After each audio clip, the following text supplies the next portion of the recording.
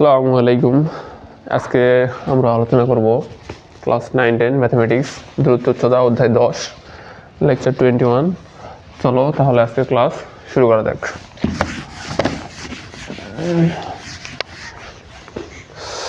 দূরত্ব উচ্চতা এটা অধ্যায় আলোচনা করার আগে আমাদের কিছু জিনিস জেনে নেওয়া লাগবে। তোমরা ছন্দ দিয়ে মুখস্থ করতে পারো, যেমন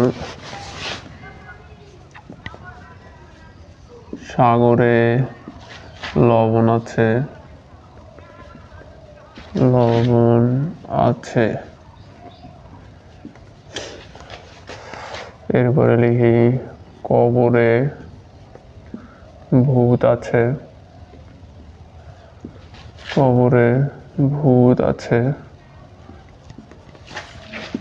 এটা হচ্ছে টেরা লম্বা ভূত।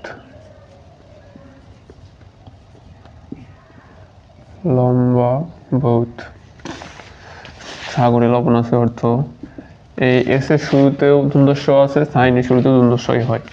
সাইন থিটা ইকুয়াল টু এই ল দিয়ে হচ্ছে লম্ব, আর অ দিয়ে হলো অতিভুজ।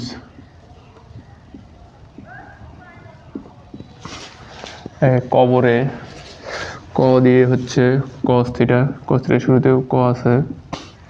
ভ দিয়ে ভূমি,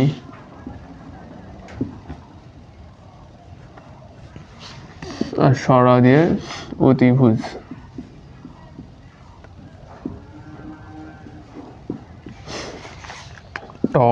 টেরা ট দিয়ে হচ্ছে টেন থিটা ইকুয়াল ল দিয়ে লম্ব, ভ দিয়ে ভূমি। তাহলে লম্ব বাই ভূমি। আশা করি বুঝতে পারছো।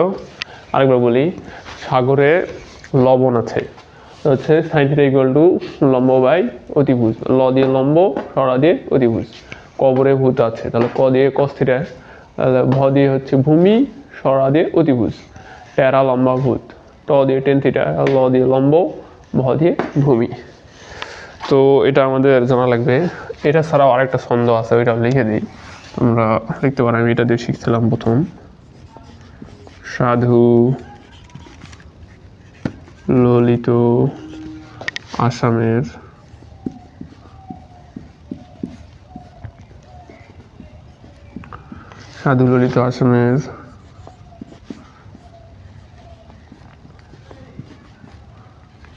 কলিকাতা